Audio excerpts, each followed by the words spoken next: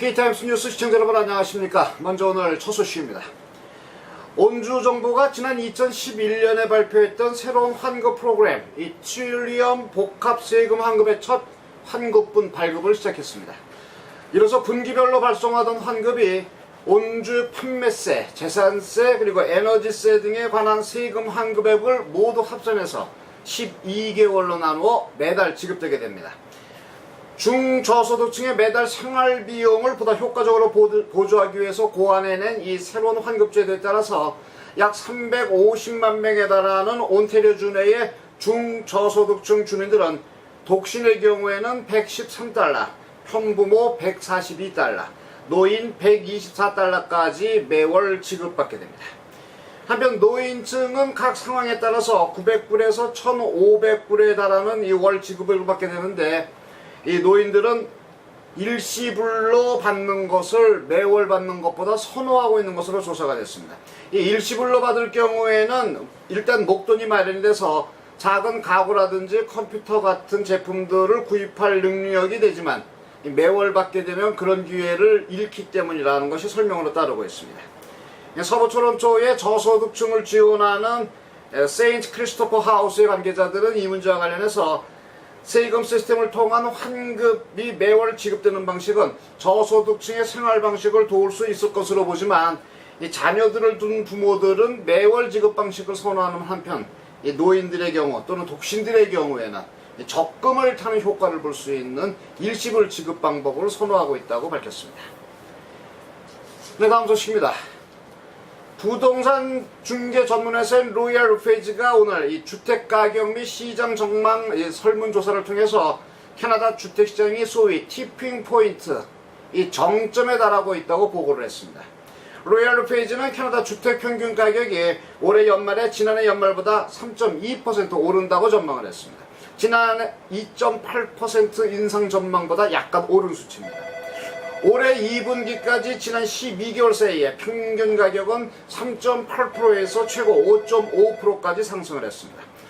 2분기에 2층 단독주택 평균 가격은 1년 전보다 4.7%가량 오른 40만 842달러를 기록을 했습니다.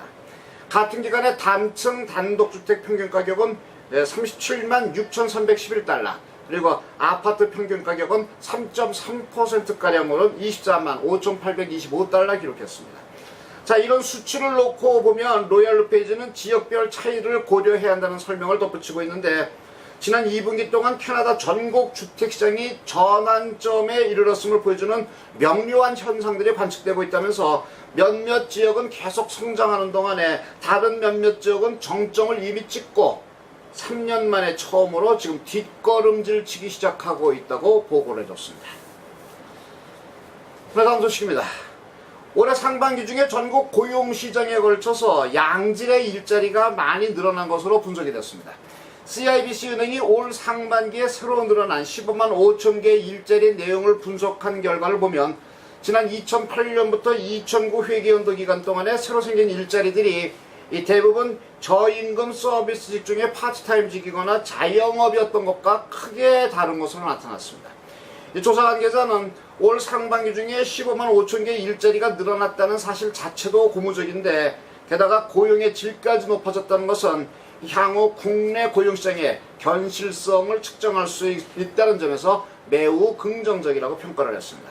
이 기간에 풀타임 직종은 1.1% 증가해서 이 파트타임직 증가율보다 10배나 많은 것으로 조사가 됐습니다. 또 고용 근로자 수도 1.0%포인트 늘어나서 자영업 증가율 0.1%를 크게 앞서고 있습니다. 특히 고임금 직종에서 채용된 근로자가 1.6%포인트 늘어나서 저임금 부문 증가율을 2배 이상 앞지르고 있는 것으로 나타났습니다. 다음 소식입니다. 연방대법원이 오늘 온라인에 음악 다운로드 시에 작곡가나 음반 제조사가 별도의 로열티, 그러니까 저작권료를 부과할 수는 없다, 이렇게 판시했습니다.